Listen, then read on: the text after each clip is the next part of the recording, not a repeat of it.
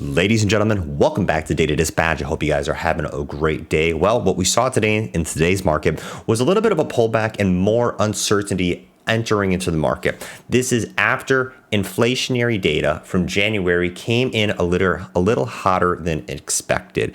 And now the big question that's in the air is how many interest rate cuts are actually going to happen, and what's the probability that we're going to see them cut rates in March? This is decreasing right now after inflationary data has been released. However, looking at Palantir specifically, actually did a better job holding at its price zones than I was expecting. And also, in addition, we have Palantir that announced a very important and critical sponsorship regarding the AI industry. We're going to be taking a look into this, getting all the details you need. Of course, if you're new to the channel, hit the like button, subscribe for daily videos, and I'm not a financial advisor. I'm collecting all the data and dispatching it to you. What we see with PLTR right now is down about 4% on the day. And not too bad, in my opinion, especially after the explosion that we've seen after the Q4 earnings. There isn't a lot of price consolidation or baseline support formation at these higher and mid 20s. We do get a little bit of micro support here at the 2350, but we saw a little bit of a reversal here and holding basically around that level. And with the closing at about 24, up a little bit in the after hours right now, it'll be interesting to see where Palantir goes within the next few trading sessions. Quickly toggling over here to options, we still do have a lot of actually call bullish implied volatility at the actual $25 strike price and even at the $26 strike price. So you still have many investors that are taking a short-term bullish perspective on Palantir even after we have the hot inflation data report that was released. And basically looking at the actual numbers, the consumer price index rose 0.3% in January from December, and the CPI was up about 3.1% on an annual basis. This has increased by over what was expected for CPI at about 0.2% month over month in January and 2.9% from a year earlier. So only 0.1% ahead of itself. What we did see at the end of the market was actually a little bit of a recovery here. And we have seen some analysts, we've even seen some people from the Fed saying that, hey, let's not focus on just 1 month of inflationary data, that we really need to look at a broad scope. We're going to see higher increases. We're going to see some pullbacks, but what is the general trend showing us? Basically looking at the S&P 500, looking at the stock market, we're going to get these small pullbacks, numbers that we don't like, but what is the general trend actually going in terms of inflation cooling?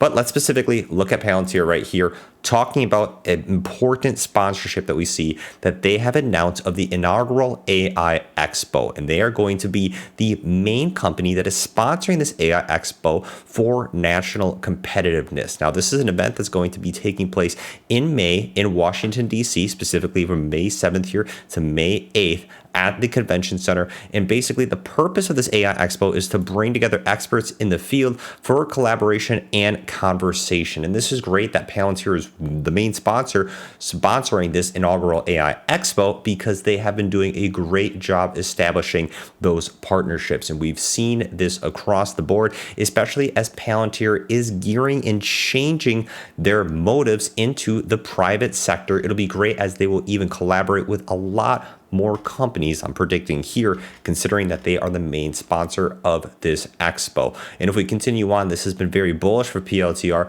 because as you can see here, according to Seeking Alpha, their profitability grade that the analysts have given it is an A, as Palantir has a great gross profit margin of 80.62% and leverage free cash flow and cash from operations is continuing to be a spectacular figure coming in from PLTR right here.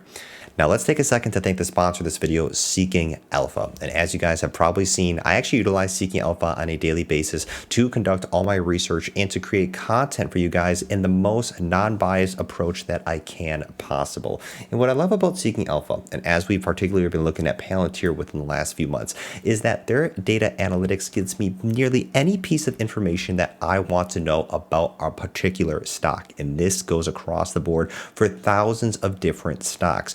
You get exclusive access to things like earnings transcripts. You also get the bullish and the bearish perspective with many different analysts here. So that way you guys can actually formulate your own opinions and take your own positions on a particular stock. I really like Seeking Alpha because any information that I need, I can get it on there. So if you want access to this kind of data, make sure you check out my affiliate link down below. You get 20% off using that link, and that comes with a free 7-day trial. Check out the link, and I don't think you guys will be disappointed. Back to the video.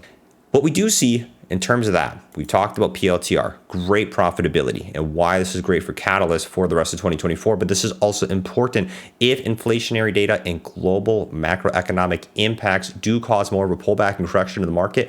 Palantir has a big buffer on their balance sheet to be able to withstand these bearish markets if they are to come to fruition. However, what we have seen with Palantir is this unprecedented demand for AI. And we are literally in the middle of the AI boom. We're seeing this. We've seen this with some of the top blue chip stocks. Look at NVIDIA. Look at that price action in the last 3 months.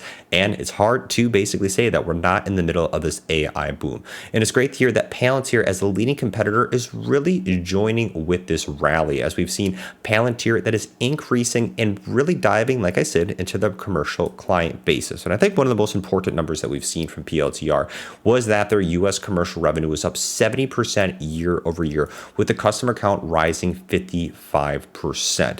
And this is great because as Palantir has been customer acquisition basically at the top of its priority list, we have seen them host almost 600 immersive seminars calling their boot camps. And if you guys are new to PLTR, basically their AIP boot camp, they will actually get in touch, will work with these different possible clients and allow them to utilize their software for completely free. And they claim that you can get a 0 to a use case within 5 days. And this is great, as Palantir has actually successfully hosted 500 of these boot camps with growth from its private sector.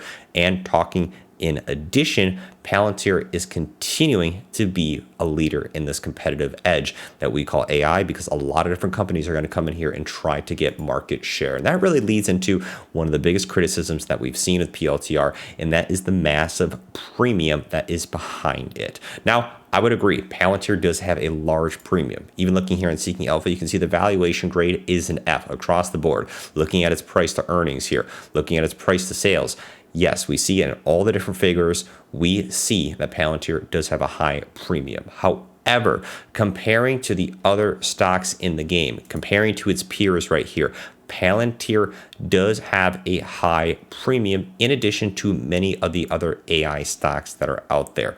And with that being said, what we've seen with these premiums and what the high valuations entail, I always like to say that I typically look at these high valuations as when investors are giving the stock as a future expectations for their revenues. And that's basically a big mouthful right there. But in the most simplistic terms, high valuations usually entail large expectations for successful revenue outlooks. And Palantir has continued to really beat their earning expectations across the board. We've seen this now as they've established the 5th quarter of GAAP profitability. And now the big question that everybody has behind and sitting in the back of their mind is the S&P 500 inclusion and how this is really going to bring maturity to the company. And also, we've seen historically about a 5% increase in valuation for companies that do enter into the S&P 500. It'll just be a matter of time when this happens, because